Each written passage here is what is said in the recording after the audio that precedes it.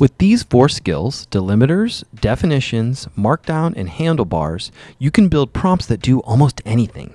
Let's summarize what you learned in this section. Put information between tags and define it with a word or phrase. This enables you to refer to that information easily throughout your prompt. Use Markdown's hashtag-based headers to give structure to your prompt's contextual information and to style your output. Handlebars can be used to create dynamic output based on instructions you add between curly braces. These 4 tools complement each other.